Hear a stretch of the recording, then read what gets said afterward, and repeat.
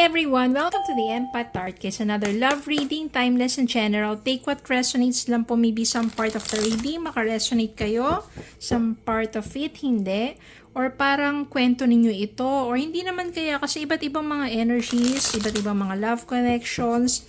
Pero tignan po natin kung ano ang magiging reading natin for today, mga aral gabay sa buhay, pag-ibig, and life in general.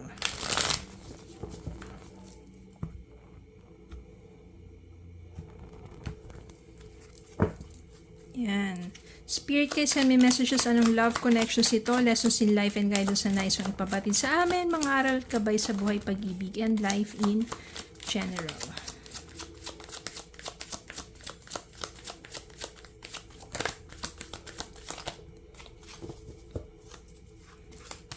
Send me more messages, spirit guide. Is it about their person? Or merong bago? Okay.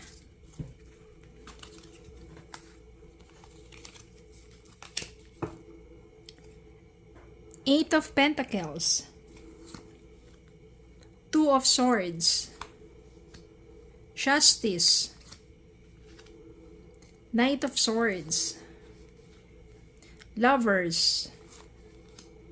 Knight of Wands. The Star. Kuha pa tayo. Bottom of the deck. Queen of Swords.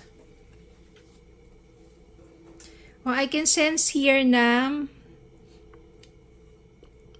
parang naiipit ka. Or may ipit ka between two lovers. Between two person. Okay? Meron dito kasing Knight of Swords. Siya yung someone na I think medyo mas bata sa'yo to. Ang energy niya, alam mo yung bata, active, very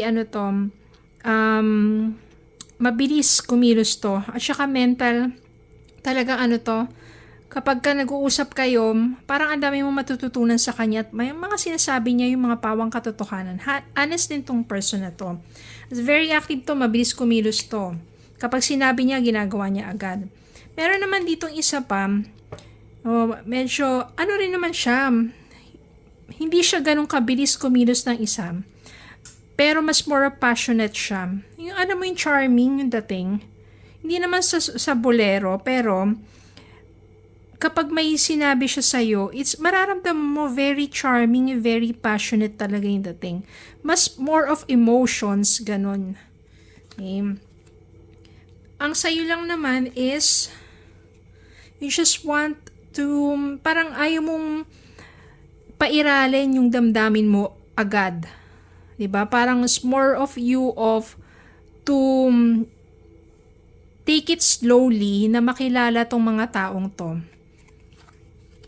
Kaya, nandito yung Two of Swords. Ibig sabihin yan, yung decision kasi to hindi naman kasi pwede basta bigla ka nalang magde-decide to choose between the two of them na hindi mo pa sila nakikilala ng husto. Kaya dito, medyo nahihirapan ka mag-decide kaya you are taking it slowly.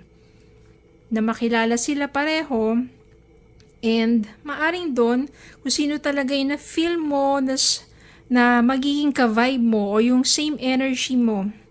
Maaring yon. At maganda dito kasi Eight of Pentacles. Ibig sabihin dito patience. Hindi kailangan madaliin ang lahat.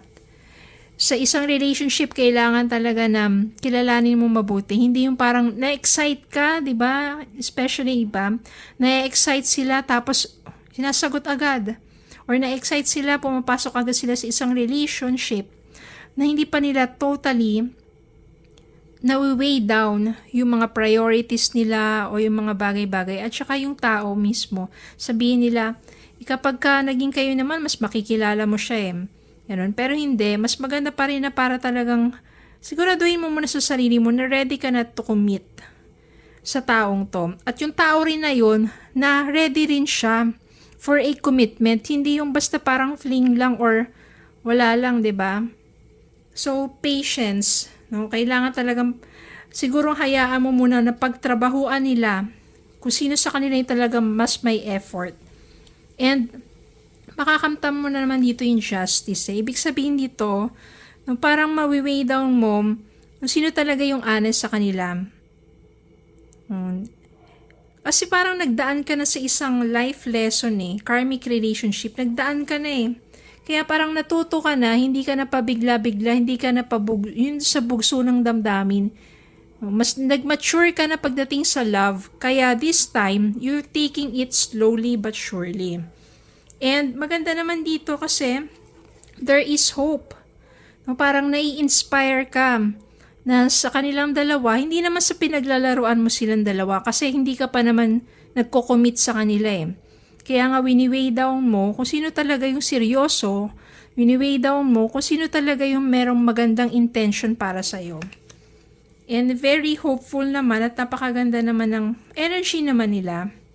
Asa sa'yo na lang yan. Kaya nga medyo nahihirapan ka to choose. And the lovers. So, ibig sabihin talaga, isa sa kanila, eto yung masasabi mo na mafe-feel mo na soulmate mo. Yung maganda yung inyong connection together. Ngayon, sino sa kanila nga? Diba? Tingnan natin iba pang mga message para sa'yo. And some signs.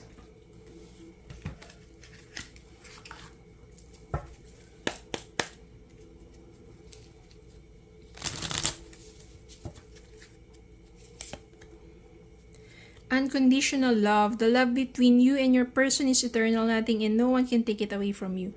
So, sino man sa kanila, kasi ikaw rin naman yan makakaramdam it will give you unconditional love. Kasi siya na yung parang soulmate mo talaga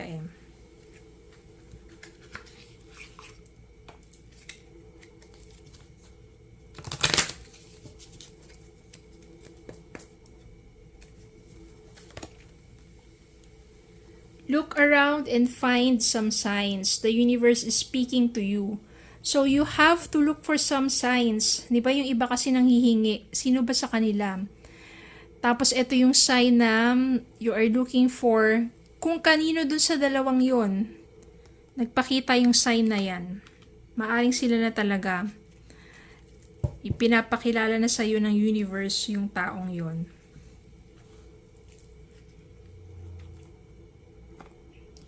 And, one message. Tignan pa natin.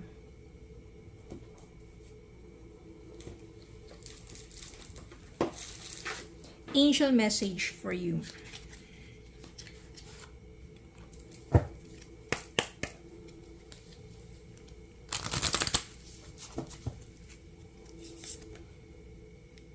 Learning experience. Ito nga you are taking time because you learn from your experience. So, hindi mo kailangan i-rush ang mga bagay-bagay in order for you, kunwari, napipressure ka, di ba? Hindi mo kailangan magpa-pressure sa kanila. Sino sasagutin mo? Take your time, you learn from your experience. Kung talagang seryoso sila sa'yo, they will wait and they will take an effort. Kaya dito, slowly but surely, you learn your lessons from your experience, from your past. Be patient, and when you feel, kapag naramdaman mo na talaga na siya yung mas matimbang, na kapag kasama mo siya, mas masaya ka, mas panatag ka, mas hindi ka na pressure, mas, di ba parang mas clear ang yung sky, clear ang yung mind, di ba? Parang hindi ka nag-worry, parang secured ka, siya na ang piliin mo. Syempre, ask for some signs and pray to God na i-guide ka sa tamang tao para sa'yo. Siguro kung pareho silang mabait naman, pero meron talaga siyang isa na mas mahihigit pa sa timbang para sa damdamin mo. But this time, just take your time and just enjoy, diba? Enjoy yung feeling that you are being admired, some inspiration sa buhay mo. And, feel it within your soul. Siya talaga yung soulmate mo. Okay, so yun lang po. Maraming salamat po for watching. Please don't forget to like, share, comment, and subscribe. Follow me on Facebook and YouTube. Have a good day po and God bless.